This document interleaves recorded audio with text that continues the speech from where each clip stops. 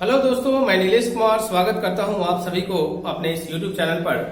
और यहां हम लोग 12th के फिजिक्स का अगला हिस्सा लेकर आए हैं, जिसमें हम लोग आज देखने वाले हैं गॉसिस थ्योरम का एप्लीकेशन नंबर 2, जैसा कि हमने बोर्ड पर हेडिंग दे रखा है।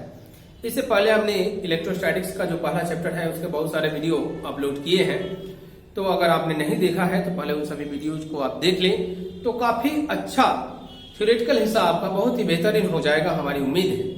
और हमारी यह कोशिश रहती है कि किसी भी थ्योरम को हम काफी सहजता से आपको दें, जिससे कि आपको समझने में कोई परेशानी ना हो।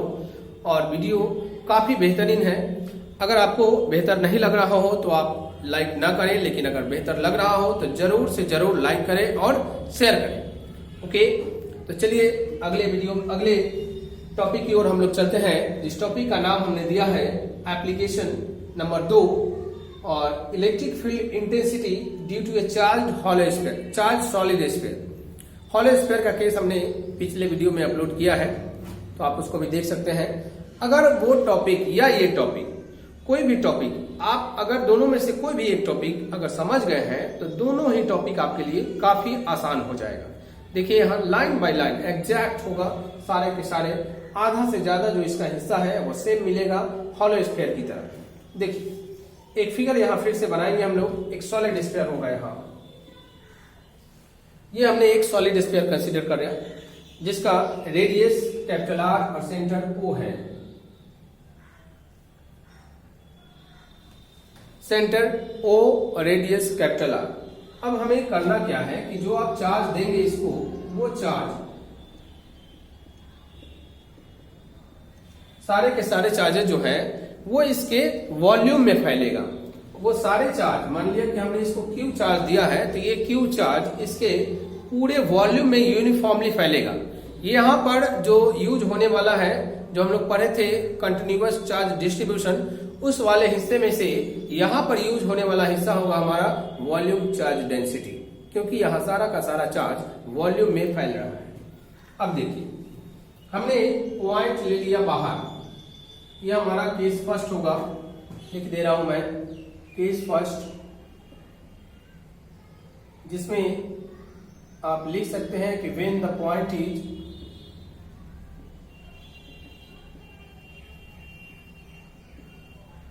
Outside the charge solid sphere. जब पॉइंट कहां हो, स्फीयर के बाहर हो, तो हमने यहां पर पॉइंट ले लिया P, और इसी पॉइंट पर हमें इंटेंसिटी का टोटल वैल्यू चाहिए। ओके, अब देखिए यहां इसका डिस्टेंस हम लोग पिछली बार स्मॉल आर लिए थे, और यहां भी हम लोग स्मॉल आर लेंगे। ये डिस्टेंस हो गया इसका P पॉइंट का सेंटर से। अब करना क्या है कि चार्ज को आप इनक्लोज कीजिए, एक गॉसियन सरफेस बनाइए। तो गॉसियन सरफेस एक बार फिर से यहां स्फेरिकल ही बनेगा, क्योंकि ये जो आपका हिस्सा है वो स्फीयर है, तो स्फीयर को ढकने के लिए आप स्फीयर का ही उपयोग करिए।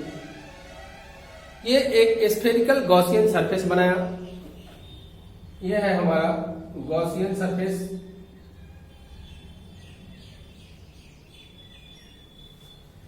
इसमें से एक एलिमेंट लीजिए, स्मॉल एरिया एलिमेंट, हम लोग उसमें भी कंसीडर किए थे, यहां भी कंसीडर कर रहे हैं स्मॉल एरिया एलिमेंट।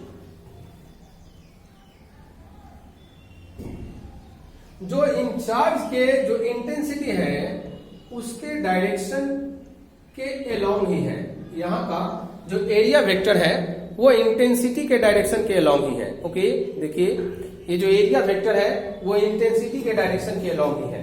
ठीक है, अब हमें करना क्या है, एक चीज और, यहां पर थीटा का वैल्यू 0 डिग्री, क्योंकि E और DS हमने एक ही लाइन पर लिया है। अब करना क्या है, सारे के सारे मैथमेटिक्स सेम होंगे जैसा कि पिछले दिन था। Now from definition of electric flux,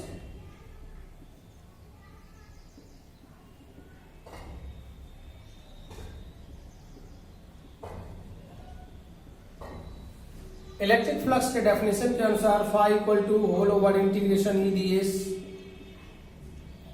cos 0 degree. E को बाहर निकालिए, इंटीग्रेशन ds cos 0 का value 1 E into 4 pi are square equation number 1। ये हो गया फाई का वैल्यू। इतनी बात वहां भी बताया गया था।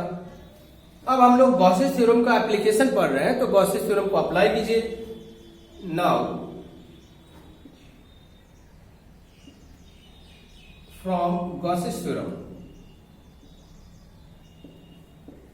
गॉसेस थ्योरम में भी आपको फाई का वैल्यू दिया गया है, जो फाई इक्वल टू होता है Q by epsilon not, equation number 2। अब आप इक्वेशन फर्स्ट और सेकंड दोनों ही इक्वेशन को आप इक्वेट कीजिए, दोनों का एलएचएस सेम है। Now from equation 1 and 2 we get, क्या मिलेगा हमें, देखिए यहां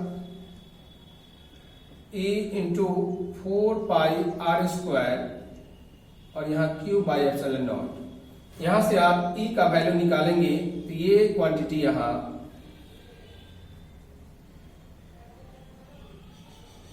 ये हो गया इक्वेशन नंबर 3। ओके, अब आप इसके बाद यहां तक लाइन बाय लाइन वही चीज है जो पिछले थ्योरम में था हॉलो स्फीयर के केस में। अब इसके बाद की कहानी थोड़ा सा चेंज हो जाएगी। अब वहां क्या यूज किया हम लोग, वहां का चार्ज ये हॉलो स्फीयर के सरफेस एरिया पर फैला हुआ था, जबकि यहां का चार्ज इस सॉलिड स्फीयर के टोटल वॉल्यूम में यूनिफॉर्मली फैला हुआ है। तो हम लोग वॉल्यूम चार्ज डेंसिटी रो का इस्तेमाल करेंगे। We know that rho equal to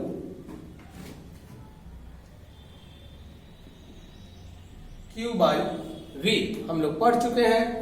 तो Q बाई V यानी कि ये सॉलिड स्फीयर का वॉल्यूम 4/3 पाई और R क्यूब यह वाला रेडियस, आप जिसको चार्ज दिए हैं वह वाला रेडियस। पिछले वीडियो में हमने यहाँ पर नोटिस कराया था आपको कि आप यहाँ पर जो R रखेंगे, R दो है आपके पास, एक स्मॉल r भी है और एक कैपिटल R भी है। तो जहां पर चार्ज की बात होगी वहां पर आप कैपिटल R रखेंगे, 4/3 पाई आर क्यूब, इसमें कंफ्यूजन नहीं होना है। और यहाँ पर जहां पर एरिया की बात होगी तो यहाँ पर आप इस वाले का एरिया ले रहे हैं, यहाँ वाले का, ये जो डीएस हिस्सा है वो इसका है और इसका रेडियस कितना है, कैपिटल स्मॉल आर है यह वाला। तो आप वहां पर स्मॉल आर रखे थे। अब इसको आप क्रॉस मल्टीप्लाई कर लीजिए तो Q इक्वल टू आ जाएगा 4/3 pi r cube into rho. अब बस कुछ नहीं करना है, इस वाले मैग्नीट्यूड को इस Q का जो वैल्यू है यहां पर पुट कर लीजिए। Now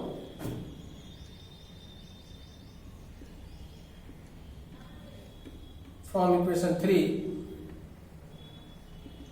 we get E equal to Q का वैल्यू पुट कीजिए 4/3 pi r cube rho by 4 pi are square epsilon not.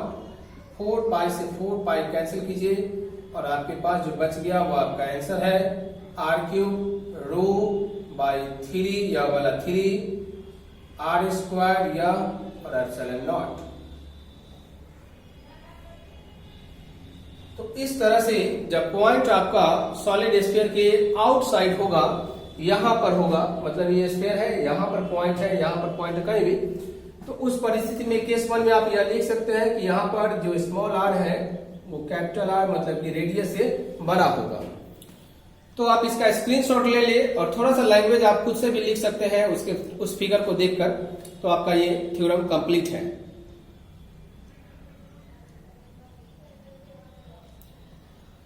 ये केस फर्स्ट था हमारा, और केस नंबर 2 और केस नंबर 3 इसके पिछले वाले में भी हम लोग इसके सरफेस पर, केस नंबर 2 इसके सरफेस पर और केस नंबर 3 इसके इनसाइड। तो देखिए क्या आता है उसमें।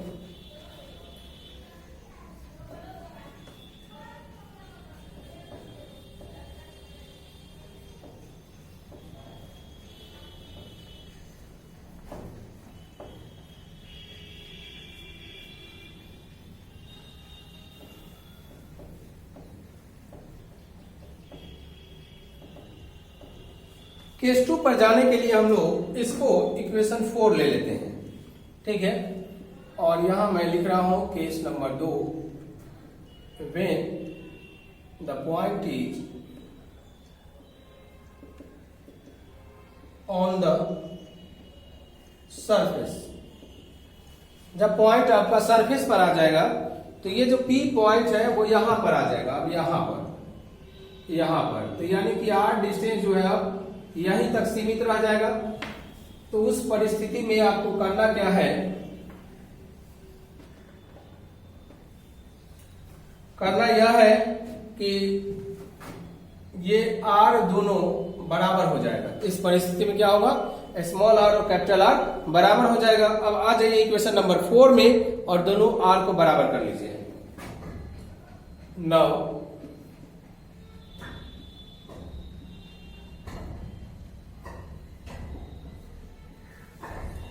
E equal to r³ rho by 3 epsilon nought 3 r² epsilon nought, कोई बात नहीं है, उसको आप आगे पीछे कर सकते हैं। r², या स्मॉल r है तो स्मॉल r को भी आप कैपिटल R रखिए, r² एप्सिलॉन नॉट। यहाँ पर आप कैंसिल कर सकते हैं, ऊपर में r³ है, नीचे r² है, तो काट लीजिए, एक r बचेगा और E equal to rho r by 3 epsilon nought. यह आपका केस नंबर 2 हो गया। कहां पर, तो सॉलिड स्फीयर के सरफेस पर, on the surface.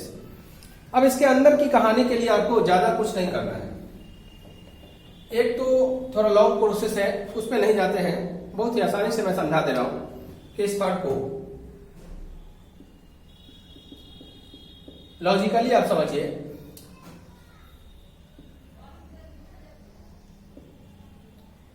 When the point is inside, जब पॉइंट कहां पर है, इनसाइड है, स्फीयर के अंदर। अब एक चीज देखें आप, हमने मान लिया कि ये पॉइंट P अब अंदर चला गया, अंदर चला गया। तो अंदर चला गया तो आप यहां से एक नया स्फीयर बना लीजिए और इस स्फीयर के लिए जिसका रेडियस स्मॉल r है, इस स्फीयर के लिए, अंदर वाले स्फीयर के लिए जिसका रेडियस स्मॉल r है, यह पॉइंट तो सरफेस पर हो गया। अंदर वाले स्फीयर, छोटे वाले स्फीयर, इसके लिए तो यह पॉइंट सरफेस पर हो गया, लेकिन इसके लिए यही पॉइंट इनसाइड हो गया। तो आपको सरफेस वाला तो कंडीशन आ चुका है, जिसमें सारे क्वांटिटी जो है कांस्टेंट है, रो 3 एप्सिलॉन नॉट कांस्टेंट है, और यहां पर बस रेडियस आया था, तो यहां पर रेडियस को आप चेंज कर लीजिए। देखिए यह हो जाएगा E equal to rho, radius के बदले इसका रेडियस डाल दीजिए और 3 एप्सिलॉन नॉट। तो आप लॉजिकली इस तरह से प्रूफ कर सकते हैं इसको। तो ये आप इसका स्क्रीनशॉट ले लें।